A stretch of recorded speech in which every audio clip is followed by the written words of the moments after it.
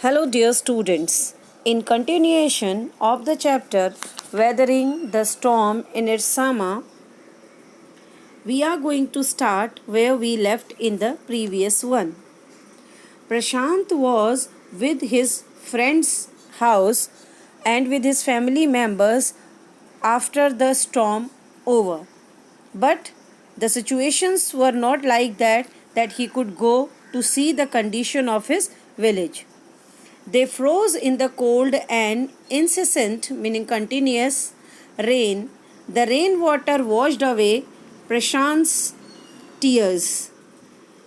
They were continuously feeling a sort of freezing in the rainwater, and Prashant was continuously in tears. But his tears were not visible due to the excess of rain. He was absolutely wet. The only thought that flashed through his mind was whether his family had survived the fury, the anger of the super cyclone. The cause of his fear was his family members. He was thinking about his family members as he was capable to survive. But what would be the fate of his family members? Because he was far away from his village at this time. Was he to be braved once again? He was unable to think, meaning troubled with the shock. Bereaved meaning troubled with the shock. One shock was this super cyclone, but he was thinking whether any other shock is also waiting for him, as his family members' safety was not assured till yet. 2 days later, which seems to Prashant like 2 years, the rain ceased and the rain water slowly began to recede.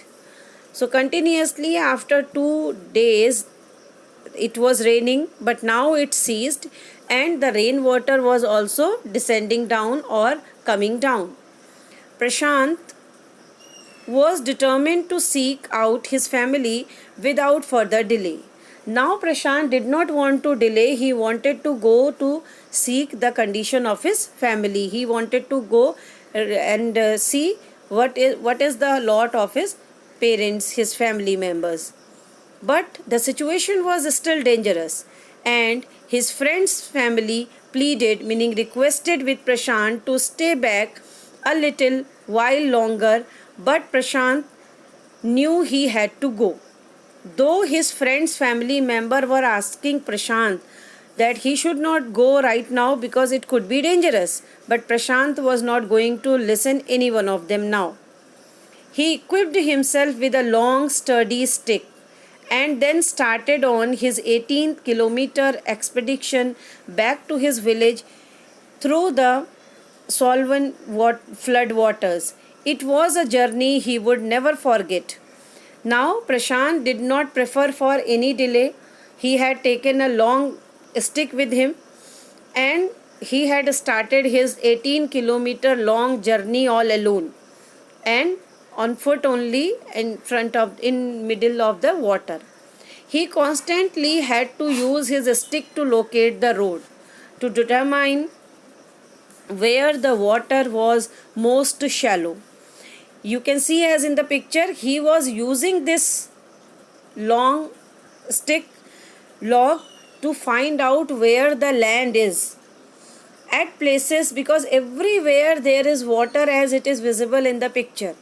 No road is visible. Only with the help of this stick he was considering where there is the road. At places it was waist deep and progress was slow.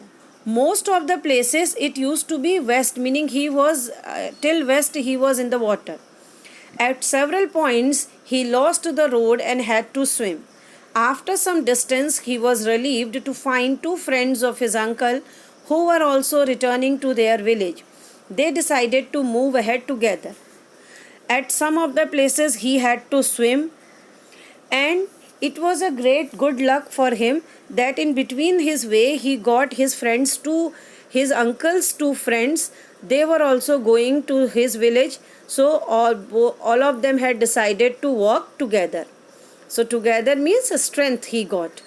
As they waded through the waters, The scenes they witnessed grew more and more macabre, meaning representing death. Now he was moving ahead, and the scene representing death were visible in front of him. They had to push away many human bodies, men, women, children, and carcasses of dogs, goats, and cattle that the current swept against them as they moved ahead. The pathetic sight was they found in between the dead bodies of men, women, children, and they had to push them aside to go ahead. And they, not only this, they got the dead bodies of animals too. So it was very pathetic. In every village that they passed, they could barely see a house standing. Prashant now wept out loud and long. He was sure that his family could not have survived that catastrophe. In whatever village they moved, they went in between his village. Everywhere only death was representing, and there was not a single house which was capable to stand. Now Prashant could not control his emotion. He started weeping loudly because he was not expecting any one of his family members to find when he is going to reach there. Eventually, Prashant reached his village. Gradually, he reached Kalaikunda. His heart went cold.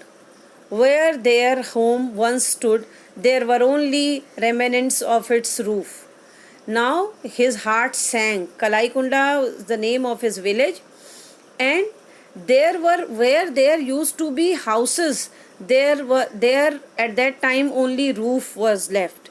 Some of their belongings were caught, mangled, and twisted in the branches of tree just visible above the dark waters. Young Prashant decided to go to the Red Cross shelter to look for his family.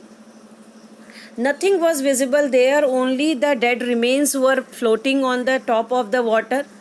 Prashant decided to go to Red Cross shelter to find out whether any one of his family members were remaining. Among the first people he saw in the crowd was his maternal grandmother. Weak with hunger, she rushed to him, her hands outstretched, her eyes brimming, meaning she was crying. He could find his maternal grandmother in the shelter first of all. She noticed him, she came and she was crying a lot.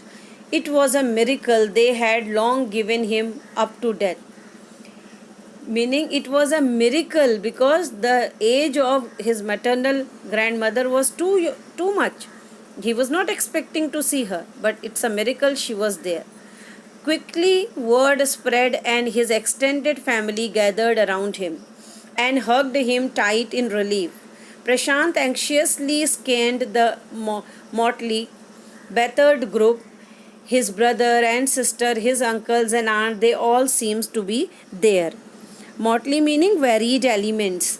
But very soon this news reached to his family members, and quickly Prashant could see all of his family members were able to survive themselves, and they all were there in that shelter only. So it gave him a sense of relief.